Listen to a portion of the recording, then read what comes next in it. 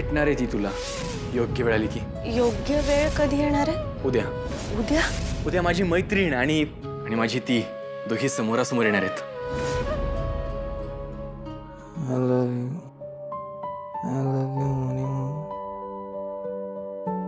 खूप प्रेम करतो मी. तुझ्याच माझी ती.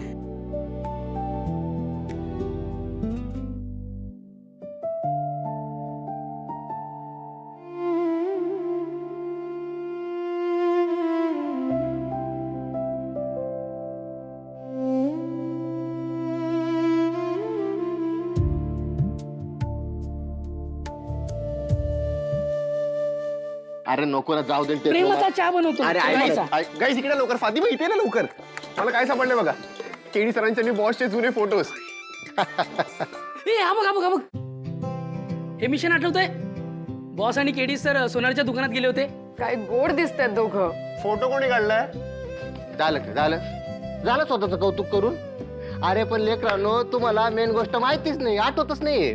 कोणती? अरे त्या दुकानात नाही का त्या माणसाचं त्या बॉसला स्थळ आलं होतं. आणि त्या माणसाला वाटलं केडी सर आणि बॉसचं लग्न झालंय. अरे हे नाटक बाहेर येता येता थोडक्यात वाचले ते दोघं. Correct correct correct. नशीब सुमी आजी आणि घरच्यांसमोर तो काही पचकला नाही. वाटच लागली असती यार. मग हा फोटो आठवतोय?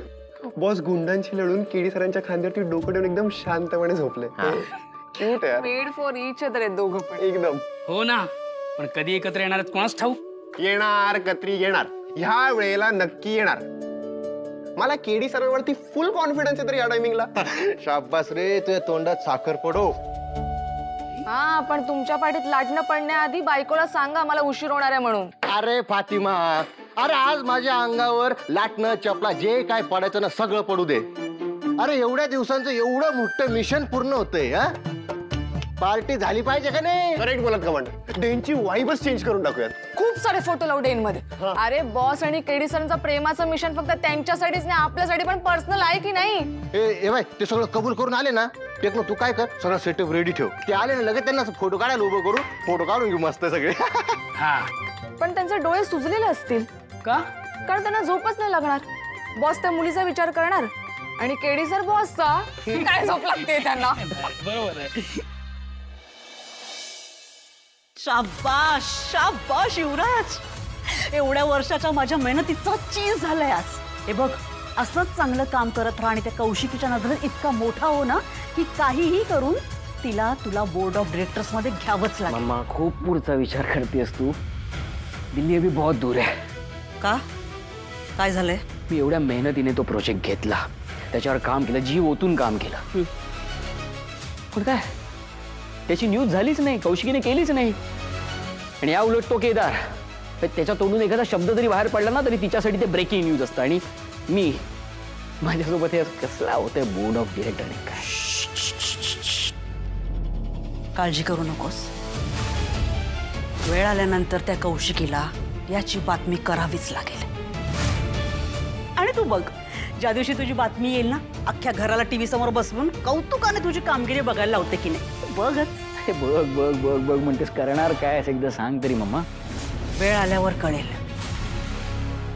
उभ्या आयुष्यात झाला नाही तेवढा अपमान ती तारिणी आणि तो केदार या घरात आल्यापासून झालाय माझा.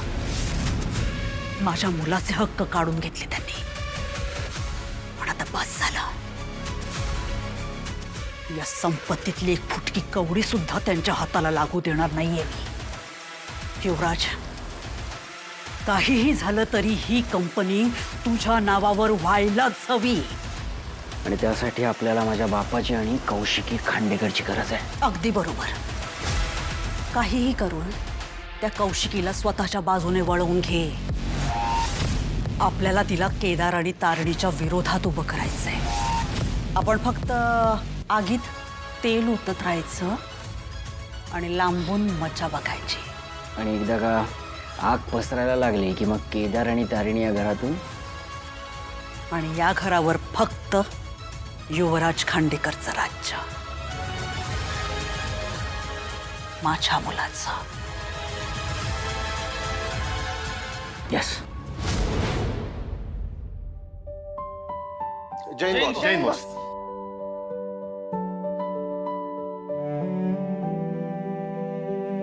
बॉस काही झालंय का? म्हणजे झोप नाही झाली का तुमची? नाही असं काही नाहीये झाली आहे माझी झोप व्यवस्थित. का ग? नाही नाही ते काय नाही ते केळी सर दिसून नाही राहिले. कुठे आहेत ते? घरी येतो. का आज येणार नाहीयेत का? मला नाही माहिती, काही बोलला नाही. आज तुमचा संध्याकाळी काही प्लॅन आहे का? का? नाही म्हणजे माझी अम्मी सतत लग्न कर असं सांगतेय ना. तुम्ही म्हणाला होतात की मी तुझ्या घरी येणार आणि समजावणार. आज या ना मग. नाही आज नाही शक्य होणार मला. आज नाही जमणार.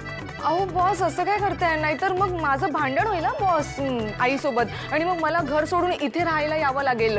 बॉस प्लीज या ना. नाही बॉस बॉस बॉस, ही इथे राहायला आलेली नाही चालणार, कारण का ही सकाळ दुपार संध्याकाळ मला मारतच बसेल. नको नको, त्यापेक्षा एक काम करा, तुम्ही हिच्या घरी जा आणि हिचा प्रॉब्लेम सॉल्व्ह करा प्लीज. तिच्यासाठी नाही तर माझ्यासाठी जाऊन सॉल्व्ह करा प्लीज बॉस. नाही मी नाही म्हणाले ना. आज माझं जरा पर्सनल काम आहे. पर्सनल म्हणजे एवढं पर्सनल आहे बॉस? आमच्यापेक्षा पण. माझ्या आयुष्यापेक्षा पर्सनल? काय हो कमांडर, हा आपल्यात कधीपासून पर्सनल वगैरे हो? मग काय नाही एवढं नाही पर्सनल नाही म्हणजे आपल्याला आपलं सगळं माहित असतं म्हणून बोललो. मला नाही जमणार आहे आज. आज मला शक्य नाहीये. आज मला केदारच्या होणाऱ्या बायकोला भेटायला जायचंय. अच्छा तिला. तुम्ही बघितलंय तिला? हा कमांडर?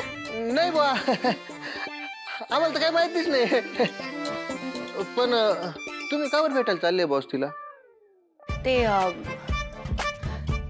मैत्रीण आहे ना ती आपली.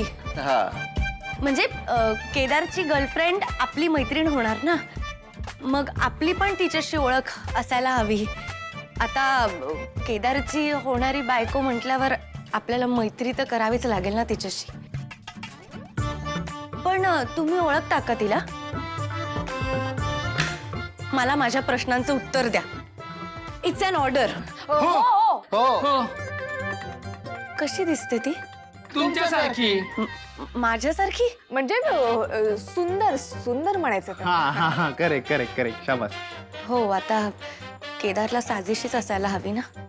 पण मग स्वभाव कसा आहे तिचा? खूप चांगला आहे बॉस. हा म्हणजे सगळ्यांशीच एकदम एकदम चांगलं वागते, मोठ्या बहिणीसारखं एकदम. बरोबर आहे. आता केदारची गर्लफ्रेंड म्हटल्यावर चांगलीच असणार ना. बरं मला सांगा, तुम्ही जेव्हा तिला भेटला होता त्यावेळेस ती तुमच्या सगळ्यांशी कशी वागली?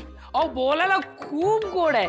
सगळ्यांची कशी आदर आणि प्रेमाने बोलते. हा आणि केदारशी? त्यांच्याशी तर विचारूच नका.